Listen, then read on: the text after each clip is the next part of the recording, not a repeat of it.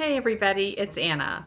Welcome to another episode of Reflections on a Sunday. I don't remember what I called the series, but basically it's where on a Sunday afternoon, I reflect on what my husband said in his church service this morning and I give my own perspective of it.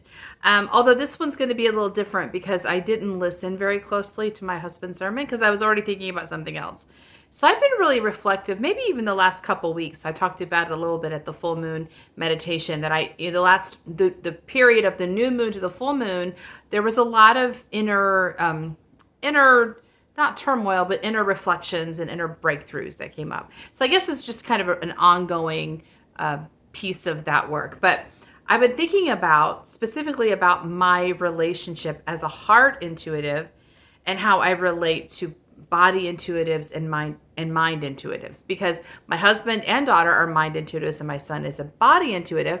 And also I had an encounter with my parents who are both mind intuitives a few weeks ago, and it was really kind of upsetting to me. And so I've sort of been coming back to that here and there. So this morning, a person was praying for communion. They were getting ready for communion, and the person came and offered a reflection on communion and said, we come and we're not worthy, we're not deserving, but God is gracious anyway. So when he said we're not worthy, we're not deserving, I have a protest from my heart from that. Like I felt a protest, right?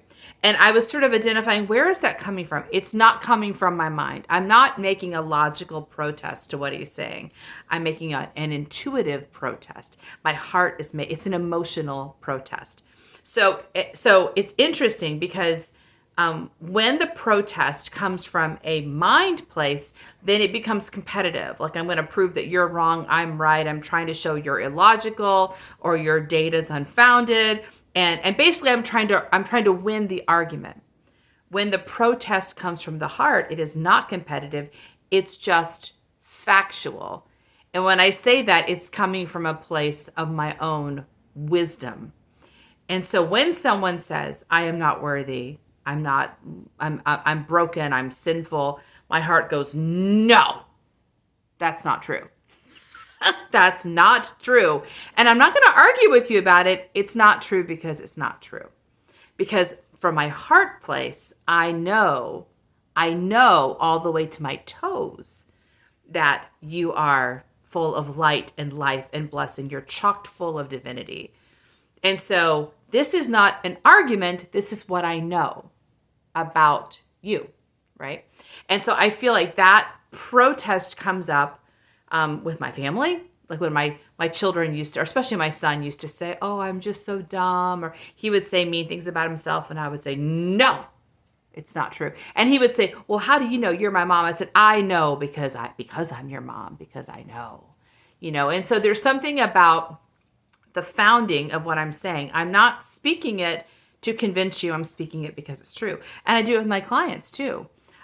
Usually in a kind of, not an overly vehement way. Although not long ago, I had a client who I've been working with her for a while. So this is not a new person, but she was speaking something that was abusive to herself. She was using a narrative that was abusive. And I completely interrupted her. I said, stop it. That's not true. Where is that coming from? And I repeated back to her what she said, and she was able to identify where the script came from. But I actually interrupted her. I was actually rude. And I feel like because my heart was like, I will not stand for this. It is not true. But it's coming from a place of love. It's not coming from a place of competition or trying to run the show or I can tell when my mind's doing that. And it's like, they're crazy. This is they're thinking of it wrong. And I'm like, yeah, that's not helpful. But this protest of love is coming from this place in me that says, I know what love is. I know it from an emotional perspective because that is where my genius is located.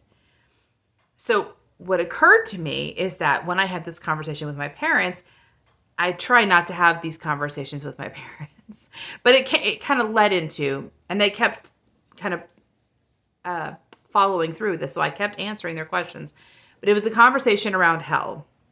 And what I tried to say, I explained that the only thing I know, like I feel like my only touch point in my belief system is that I said God is loving, but I would say the divine is loving, or the universe is loving. I don't care what word you use for God, but that the divine is loving, the universe is loving. And there's no way for that to be true and there to be a hell that divine created for some people. That cannot exist. It cannot exist at the same time. So my parents, especially my dad, when I said, all I know for sure is God is loving, he said, yes, I believe that too. I said, then there cannot be a hell. It cannot come from the same place. Loving and condemnation cannot come from the same place. So he did not agree with me. And I was really confounded because I feel like it's so clear to me, right? But the reason it's so clear to me is because my heart has forbidden me to agree to this system. Basically, like it's not logical. So I can say it's logical, right? Oh, it's true. It's not obviously true. The reason why it's obvious to me is because my heart said it won't agree to there being a hell. So my mind had to come up with a system that didn't include hell. Okay. And when you're in seminary, well, where I was in seminary, my husband did this too. They have a course called constructive theology where you dissect your theology and then you put it back together. And so when I dissected my theology and I put it back together, my mind put it back together in accordance with my heart. Because I was in a place that supported that, right? It had supported me surfacing more and more the wisdom of my heart, the wisdom of my intuition. And so when I put it back together, when I put the system back together, I created a system which eliminated anything that did not belong to the system. And that is what we do, right? We're all doing that. We're all putting together systems that match what we're here to do. Or we're working with systems that don't match what we're here to do. But all of us are working. Systems are necessarily limiting. They have to be limiting. Because if you don't have a system, if you don't have a limitation, you've actually got no function. The mind can't function without some kind of structure or limitation. Because we are on a physical plane and things happen in a specific way. So our minds need a system in order to move forward. So the challenge comes from when the mind doesn't know where the authority is. So my husband and I were talking about this, how he uses language that I know does not reflect his true beliefs. My husband does not believe in a vengeful God. He doesn't really believe people are sinful. He believes people are good. He's very loving, right? So he and I think, understand we have the same kind of resonance around loving, right? But he does use the language because he's inside of the system that requires, that uses that limitation. And he's practical and logical about his work in the world, right? This is the language they understand. I'm going to use their language in order to support them inside of the system. But my heart protest is so strong that I can't even use the language, right? I said it the other day with somebody, I am virtually unemployable now because my heart cannot agree to any system that was not specifically catered to respond to it, right? My mind has to, even the tarot, people ask me, how did you come up with the tarot? My version of the tarot. My mind had to follow my heart. My heart said, well, tarot can't be scary. It can't be hopeless. It can't be punitive. It has to be helpful and supportive and positive, because my heart requires that. So my mind had to come up with a system that matched what my heart's intentions were, which means I can't function with anybody else's system, right? Because if someone says the Five of Swords, or the Seven of Swords, the guy sneaking around, it's about malice, or someone in your life is trying to steal from you, or is being sneaky. My mind's like, no, we can't have that. Because that idea of somebody being sneaky and malicious and dangerous creates fear, which is counterproductive to what the heart wants to do. And it also creates a sense of hopelessness because you're not in charge. You're not the agent. Someone else is scary and dangerous and they're coming in. So we can't. So that Seven of Swords, that interpretation of Seven of Swords cannot exist in my system because my heart has no interest in scaring people or making people feel like they have no agency. So my mind had to construct a system that matched what my heart is trying to do. So that's part of what I wanted to say. The second thing is, so my son is a body intuitive. So I had this time, I was thinking about, where I'm coming from and the reason why I don't understand. So my dad said, I said God is loving and hell can't coexist in a world where God is loving. My dad was like, well, no, obvious, that's not true. And I thought, clearly it's so obvious to me and it's so obvious to him, right? He's like, well, obviously you're wrong. It is such an interesting moment. I thought, yeah, there's actually a completely different way of understanding things, which is really nice to know because it explains why some of us don't get each other very well, right? And it's not because we're not genuinely trying or genuinely engaged or even genuinely in our path. It's because we don't have the same work, right? So my son's a body intuitive. So on the way home from church, he was in the car with me, and I said, I was describing to him what I've been thinking of. I said, I wonder what's your no? So my no is the sort of swelling of my heart when someone says, I'm not worthy, I'm not loved, I can't do it. My heart goes, no, it's not true, right? I said, what does your no feel like? So I kind of said, when something's happening you don't really like, or you're in a situation you don't like, how does your body signal to you?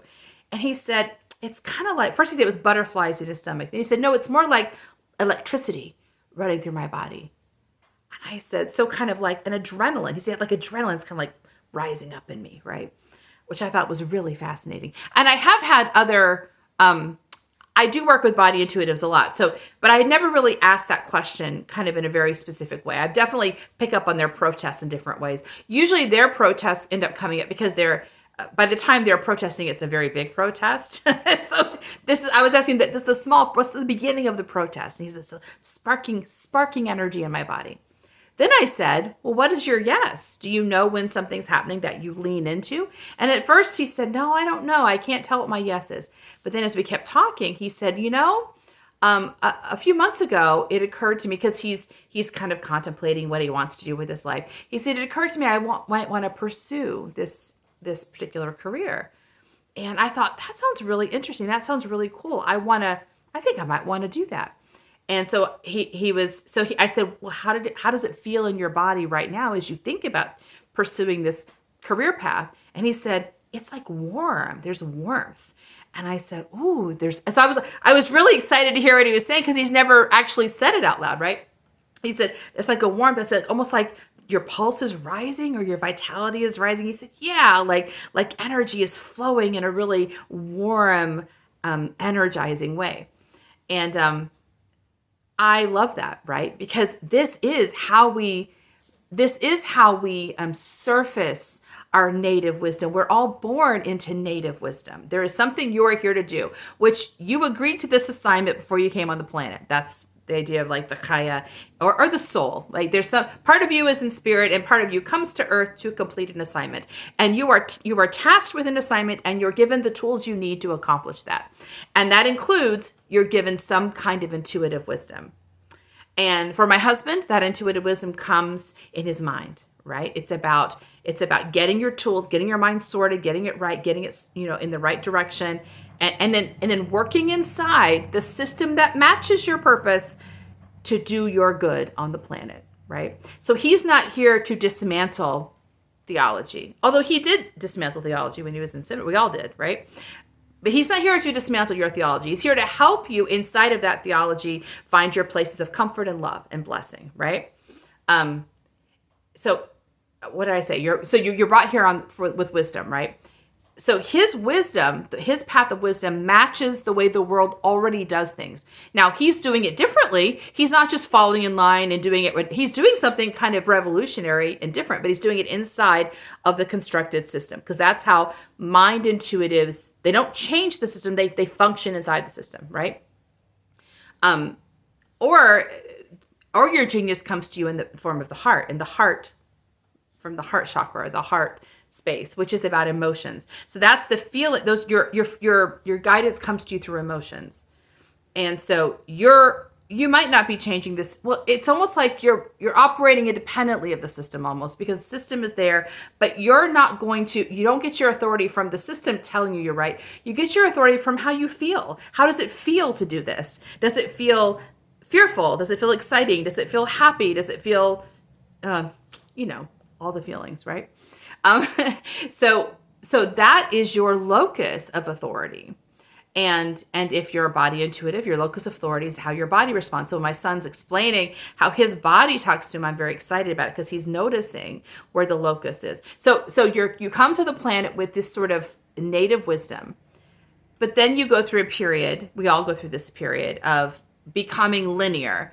And I don't, because that's what you have to learn, how to be linear to be on a physical planet. And that's just your teenage years. So you're born into this natural wisdom, then you begin to override it. So when I was a child, I always didn't like the idea of hell. And I asked questions about it a lot, right? And they were very troublesome questions, apparently. I asked questions a lot, but I learned to override my feelings around it, because I thought, well, your feelings are not as important as, doing the right thing, being correct, following, understanding the structure. And there's some truth to that. You have to be able to understand the structure so you can dismantle it if you need to later, and also so you can create a new structure. So basically, my mind learned how to construct structure by learning the structure I was given. And this is true for my son as well. Like, he is learning the structure of how the world works, so that it's a tool. He can use that. He can use that to develop his own structure later on. But at some point, you realize that your mind is trying. If you're not a linear or a mind intuitive, at some point, it doesn't work. Like, you are following the rules. You are being in the world. You're doing your job. You're following the career path, whatever that looks like for you. And it doesn't work because it actually falls apart for you, or you're just not happy. You're just miserable because the voice of your wisdom is not being heard, and your purpose is not being fulfilled. And you can feel that. You can feel the loss of that. And so at some point you begin to ask, well, if it's not this career path, if it's not the system, where is the voice of my authority? And that's when you remember, hopefully, you remember where you lost your voice of authority, what used to be my locus that would guide me, and beginning to bring that back. And then once that becomes clear, once you're able to recognize the locus and read it, then the task is to get your mind to follow it, to conform to that authority, which is what my mind did when it started. Well, everything it's done since I was in seminary, where my mind took apart theology, put it back together. Then it took apart the tarot and put it back together. And it took apart, like, I took a course in spiritual direction and spiritual healing. My mind took it apart, put it back together. Like, everything that comes in, my mind has to make it fit my purpose. And if it won't fit my purpose, it's not a helpful tool and it gets tossed. And so when people ask me to teach them how to do the tarot, how to read the tarot, I don't know how to answer that, because I feel like the way I read the tarot is very specific to my life path. It's very specific to my heart's requirement of it. And that is, it must heal, it must strengthen, it must expand people. That's all. It must help people feel more and more empowered and more in touch with their natural divinity. It has to do that, or the tarot goes bye-bye. Right? So my mind has to make this has to make it work, or it has to go away. And so that becomes the center point of everything I'm doing. And so I think that when people ask me to tell them how to do this, I feel like I want to say, what is your work? Like, what is your purpose on the planet? How do you know? Like, how do you know your no? How do you know your yes? Because that's how you read the tarot. That's how you do anything. You figure out, like my son thought, oh, it's like electricity or it's a warming. So he's got some language now for his yes and his no. And he'll probably get better and better at reading that, right? So it's how do you read your essential wisdom? Because if you can't replace your essential wisdom with mine, right? Because we're not doing the same thing. We're not here. We're not duplicated, right? Like, I'm doing my thing, you're doing your thing. And I am so excited to help people find their own essential wisdom and support them in cleaning it out and getting it to the surface. I'm excited about that, but I don't want to imply that I can replace someone else's essential wisdom with my own. So anyway, so that was my Sunday reflections, which was really just a response to a prayer where someone said, "We are not worthy." And I said, "Not true." I'll see you next time. Bye.